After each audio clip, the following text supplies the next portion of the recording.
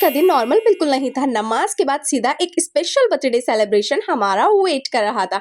अस्सलाम वालेकुम, hello everyone. सो आज था फ्राइडे। आज मेरी सासू में भी जा रही थी अपने किसी और बेटे के पास। सो इनके जाने के बाद मैंने अपनी सारी क्लीनिंग निपटाई, अपने बच्चों को फ्रेशन अप करा और खुद भी फ्रेशन अप होकर शावर वावर लेकर अपनी नमाज अदा करी। फिर जी मुझे जाना था बर्थडे सेलिब्रेशन पार्टी में, तो मैंने अपनी एसेसरीज निकाली, अपने आप को तैयार किया, अपने बच्चों को तैयार किया और तैयार शैयार होके बिल्कुल रेडी शेडी होकर मैं वेट कर रही थी मेरे हीरो का कि वो मुझे वहां पर ड्रॉप कर दे।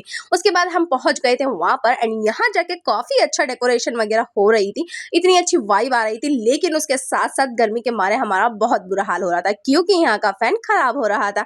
फिर जी हुई केक कटिंग। केक कटिंग के बाद सब लोग अपने अपने गिफ्ट्स दे रहे थे उस नन्ही सी शहजादी को, लेकिन मैं उसे अभी नहीं दिखाऊंगी, आगे वो आपको जरूर दिखाऊंगी। लीजिए देख लीजिए, क्या ही आपसे वेट करवाऊं आप लोगों को। ये थी हमारी बर्थडे गर्ल हानिया। आप इसे खूब सारी दुआएं दीजिए, अल्लाह इसे खुश रखें, इसे दुनिया की तमाम खुशियां हासिल हो, अल्लाह इसका नसीब अच्छा करे। यहाँ भी केक कटिंग हो गई थी, यहाँ भी काफी अच्छे केक आए हुए थे एंड ये माशाल्लाह से 1 ईयर की हो गई है।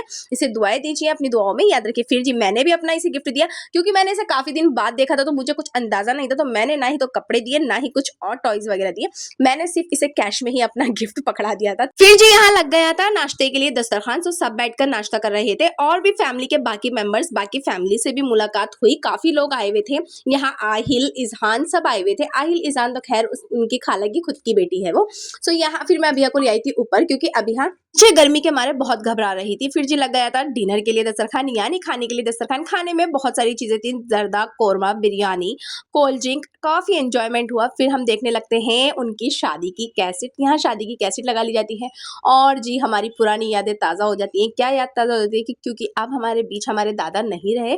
सो उस शादी में हमारे बीच हमारे दादा थे, अल्लाह उनकी मगफिरत फरमाए, अल्लाह उन्हें जन्नतुल फिरदौस में आला से आला मकाम अता फरमाए।